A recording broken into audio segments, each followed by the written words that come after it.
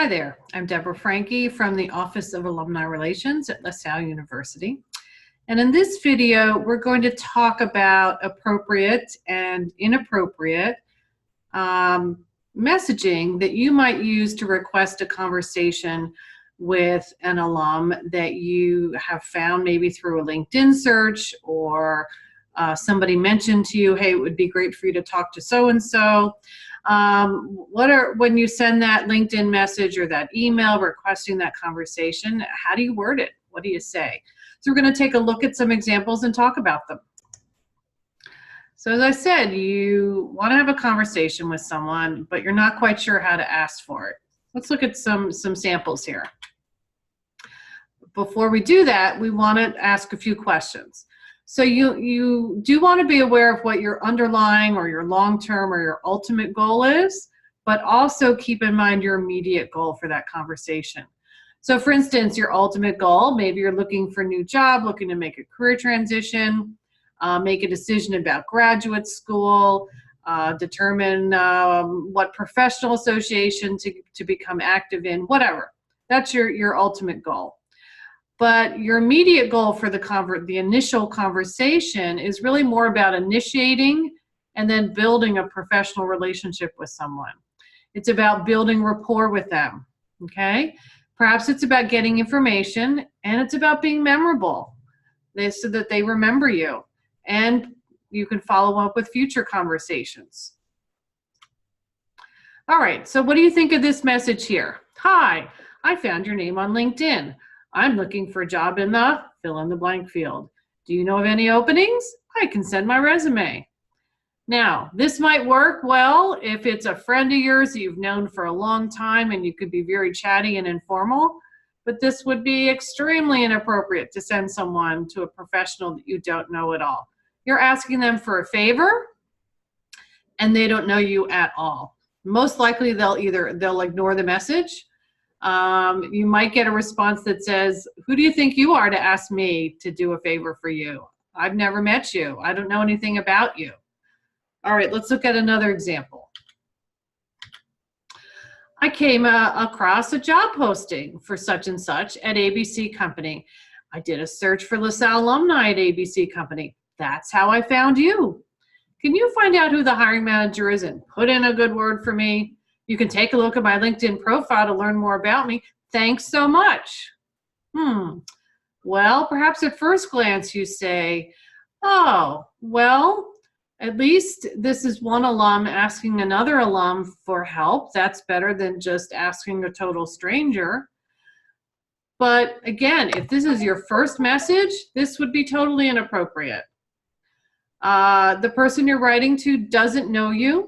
You're asking them to put their professional reputation on the line by going to the hiring manager and recommending you? No. You need to make sure that person gets to know you as a professional. You have a really good conversation, and then in a future conversation or towards the end of that conversation, you might be able to make that request. Let's look at another example.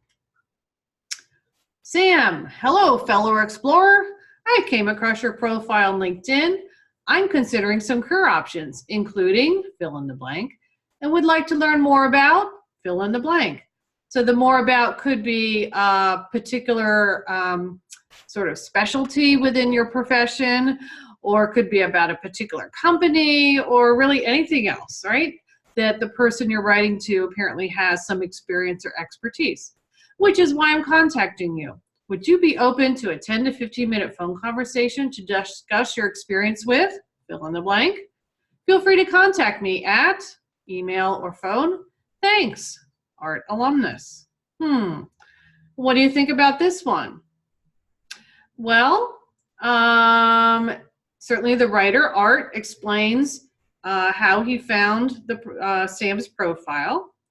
Art says a little bit about himself. He's looking at career options, and he'd like to talk to Art about something specific and suggests a 10 to 15 minute phone conversation. So in this case, I'm not going to say this one's perfect, and I'm not going to say it's horrible.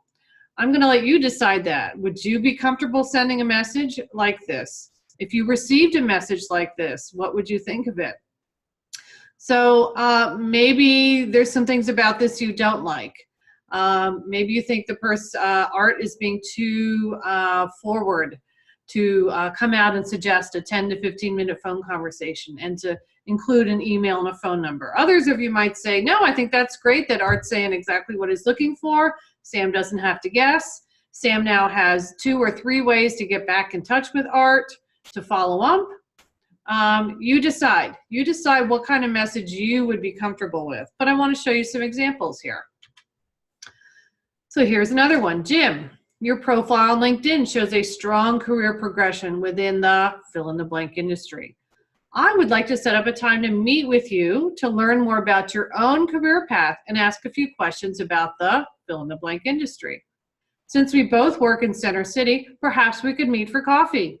Feel free to contact me at email or phone number to set up a mutually convenient time. What do you think about this one? When I've used this example in other workshops, some people have said, yeah, that's pretty good. I really like how Ellen is suggesting that they meet in Center City. Jim can always come back and say, no, that's not going to work for me. Here's another option. Other people said, oh my gosh, I would never propose to actually meet with someone in person, not in a first communication with them. And it's kind of creepy, in fact, that Ellen knows that Jim works in Center City. How does Ellen know that? Jim is going to feel kind of creeped out about that. So you decide what you think is appropriate and how you might reword this to where you would feel comfortable sending it, okay? This, I would, if I knew someone worked in Center City, even if I had never met them before, I would personally feel comfortable sending a message like this, but you might not be.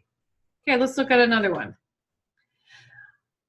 Now, particularly when I do this workshop with students, they'll often say, oh, I would never address something just a first name. I'm going to use Mr. or Ms. And if you're more comfortable with that, then by all means do that. When in doubt, okay, do that. So let's look at this one. Dear Mr. or Ms. So-and-so, my name is John Doe. I'm a recent LaSalle University graduate. I found your information in the fill-in-the-blank LinkedIn group. May I have 20 minutes to ask you about your experience with fill-in-the-blank? I'm trying to learn more about marketing careers at technology companies in New York, and your insights would be very helpful. What do you think of this one?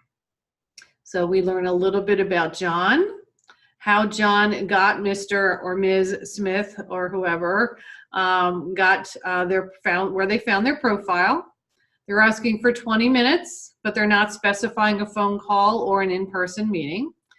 But John's very clear about what he is interested in learning more about, marketing careers at technology companies in New York. All right. So again, is this something you would feel comfortable sending or not? How would you rewrite this so you would be comfortable with it? Another one, subject lines. This would be an email. And LinkedIn messages, you don't have a subject line. LinkedIn email, if you have a paid account, you have an optional subject line. So here, subject, LaSalle MBA seeking your insight about IBM. Dear Benjamin, my name is Larry Wister, and I'm a fellow LaSalle graduate, 99, who found your profile on LinkedIn. May I have 20 minutes to ask you about your experience with IBM, or whatever the company is? I've spent the last several years in finance at HP. I'm now seeking to return to Philadelphia to be closer to family. Best regards, Larry. What do you think? Now, this particular example is taken from a book called The 2-Hour Job Search, written by Steve Dalton, D-A-L-T-O-N. And he calls this the 4-point email.